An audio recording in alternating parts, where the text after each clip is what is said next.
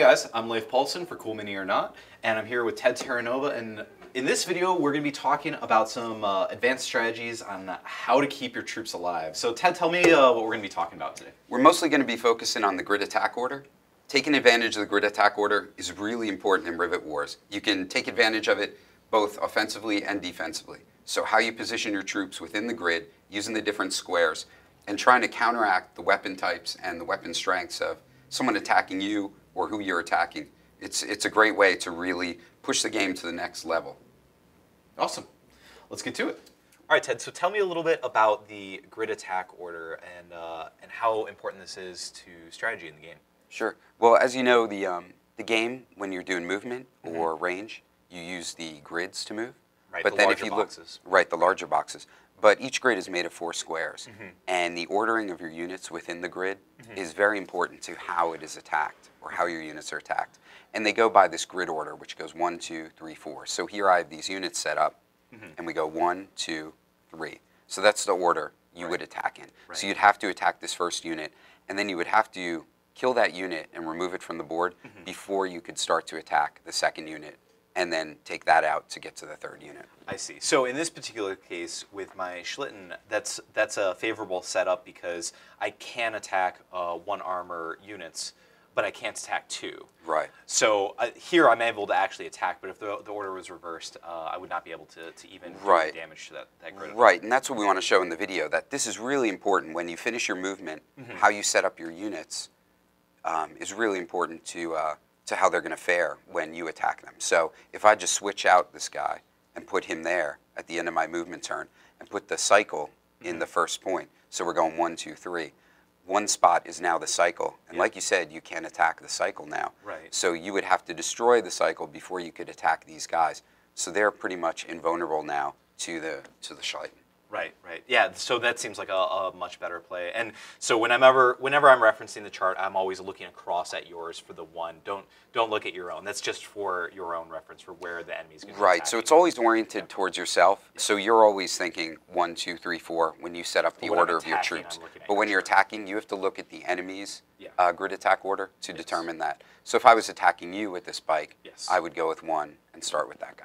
Excellent. And I could do the reverse, and if I had an infantry here, because it would be much harder for you to attack my my infantry. Right, like I only get 1 die against the infantryman. Right. So you would rather have this order, and then I would have to destroy the infantryman. He gets to attack, so Exactly. on his first attack, if he attacks this infantryman and misses, he has to attack again. Right. If he wipes him out, then he's open to other attacks. But then my infantry go, they can't attack that guy. So Makes sense. All right, perfect. So Ted, in one of the games that we were playing, there was a lot of flat grid attacks that were happening, and it really devastated me in that particular game. Can you tell me a little bit about how that works, and also the tactics that I can use to try and avoid maximizing, or minimizing your attack Sure. efficiency? yeah, so we added the flat grid attack as just another way of figuring out the damage that was done or the way to attack units. So we just talked about the grid attack order, where you have to attack. I would have to attack this unit first because he's in your first square. Right. And I would have to destroy that unit before moving on to the next unit. Right. What's interesting about the flat grid is when you target a grid, you get to hit all the units in that grid. Awesome. And I get to roll against all of them. So if my pounder was to attack this grid, he has a flat grid attack, I would roll against this guy. Because he's a 1 armor, I would roll 2 dice against this unit. Because this guy is a 2 armor, I would roll just 1 die against him. And then I would roll against this third unit and get 2 dice again against him. And as everybody knows, when you, if I could check out the dice real quick. Yeah, here you go. When you roll the dice, I would roll the 2 dice against him.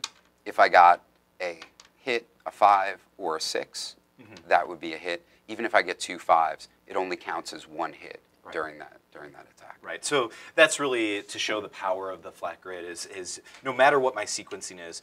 Before we were talking about it would be better to have Sure. my sequencing, but with the flat grid, it blankets everything. It's a large shell or some sort of Right. blast, and it's just hitting everything in there. Yeah, for it's that our to way of count. simulating area of effect kind of attack. Yeah. That this shell, when it hits, it's just throwing shrapnel and everything all around. Yeah, and it's just going to hit everybody. I definitely felt the effects of it in one of those games. So to counter that, you definitely want to the way you're looking at other units when you set up your grid, you probably want to disperse those guys. So if you move them into, or if it can work that you can keep them in separate grids, then the flat grid attack really loses a lot of its effectiveness because I'm really just attacking one unit. Sure. So if I do something more like this or like this, then... Yeah, I only get to choose one grid to attack, so if I attack there, the best I can do is take out your one infantryman. Absolutely. Where when you clump them together, that really gives me the opportunity to take out a bunch of units. So just be careful whenever you see flight grid attacks? That's right. All right. All right, Ted, so I have one of my monowheel dragoons here. Tell me a little bit about this attack, because it has this chain grid attack symbol next to it rather than just a value. Tell me a little bit about how that works in the gameplay. So that's another kind of an attack. Like the flat grid was different. The chain grid is different, but it still uses the attack grid order. So you're still, when you attack me, you're still going 1, 2, 3, 4. Right. What's different is when you attack this first unit, if you damage him, you then get to which one hit would take this guy out. You then would get to attack this unit. Okay. If you damage this unit, we'd take it out of the way, and then you'd attack this unit as well. If you let's say killed this infantryman, did some damage to him, and then hit him or attacked him and missed, that would break the chain. Okay. The idea is that they're kind of like a cavalry charge. So you're rushing through the troops and you're just mowing them down. But if one of those troops, stops you, gets in your way, then that stops the attack and halts it right there. Excellent, excellent. So you basically just keep going. It's kind of like exploding dice in other systems and things like that. Right. And what happens? So these are all one. Well, I just want to show another example that you can take advantage of. Putting this guy from a strategic point of view, you still want to take advantage of the grid attack order by putting this guy. You only get one die against this guy. Right. So he's a 2 armor. It's much more likely to break the chain earlier on if you put this guy up there.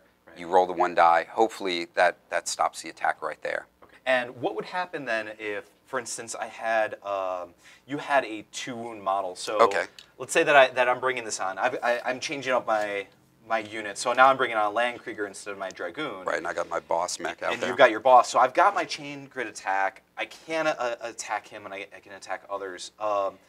Do I stop if I don't kill him, or do I get to hit him twice because he's in the 1 or 2 slot? Tell me how this works. Okay, he's still considered 1 unit, so even though he takes up 2 squares, he's just considered the 1 unit. Okay. So you get to attack him once. So the Landkrieger would attack him. If he scored a hit, he would take 1 wound, but then you wouldn't attack him again. You would move on to the next unit in the chain grid, which he's taken up the 1, 2 square, so the next one would be 3. You'd maybe hit the infantry, and if you hit him, wipe him out, and maybe the next guy. I see.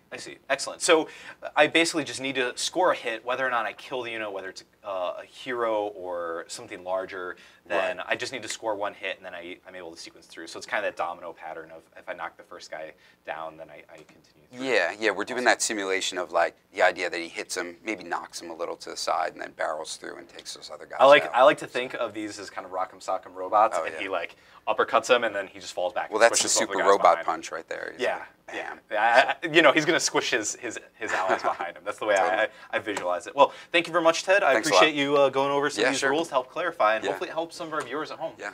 Thanks, guys, for watching. Thanks a lot.